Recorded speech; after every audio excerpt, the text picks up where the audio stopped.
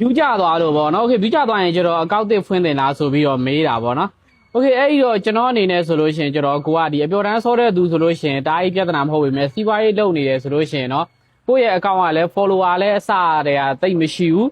ထိုက်တဲ့ follower ပေါ့ follower လည်းကိုသိရဗျာ follower အများကြီးမရှိဘူးပြီးပြီဆိုလို့ရှိရင် follower အများကြီးမရှိတာတော့မှ view ကပါမရှိဘူးဆိုလို့ရှိရင်အဲ့ဒီအကောင့်ပေါ်မှာဘာတန်ရောစင်မှာထားတဲ့အကြောင်းမရှိဘူးပေါ့နော်အဲ့တော့ကျွန်တော်အနေနဲ့ဆိုလို့ရှိရင်တော့အကောင့်တစ်ထပ်ပြီးဖွင့်တင်တယ်ဘာဖြစ်လို့လဲဆိုတော့တစ်ခါတည်းကြလို့ရှိရင်ကျွန်တော်တို့သုံးနေတဲ့အကောင့်တွေမှာ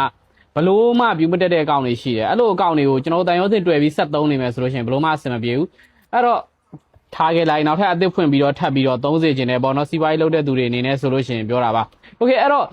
ကျွန်တော်တို့တချို့တွေမှာရှိတယ်တချို့တွေကြော view ကကျသွားတယ်ဒါပေမဲ့ follower ကအများကြီးရှိပြီးသားပေါ့နော်ဟိုရင်လုံးတွေက view တွေတက်တယ်ဒါပေမဲ့ follower တွေကအများကြီးရှိပြီးသားဆိုလို့ရှိရင်တော့အဲ့ဒီအကောင့်ကိုမစွန့်ပစ်ပါနဲ့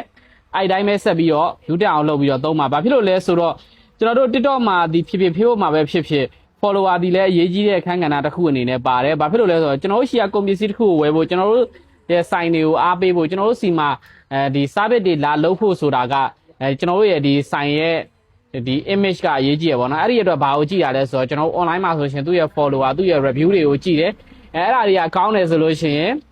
လာနိုင်တယ်ပေါ့နော်အဲ့ဒါကြောင့်ပါအဲ့တော့ကိုယ့်အနေနဲ့စဉ်းစားရမှာကကိုကဘာ follower မှမရှိတဲ့သူဆိုလို့ရှိရင်တော့အသစ်ပြန်စပါအဲ့ဒါပို့ပြီးတော့လုပ်ငန်းမှာအကျိုးပြုပါလိမ့်မယ်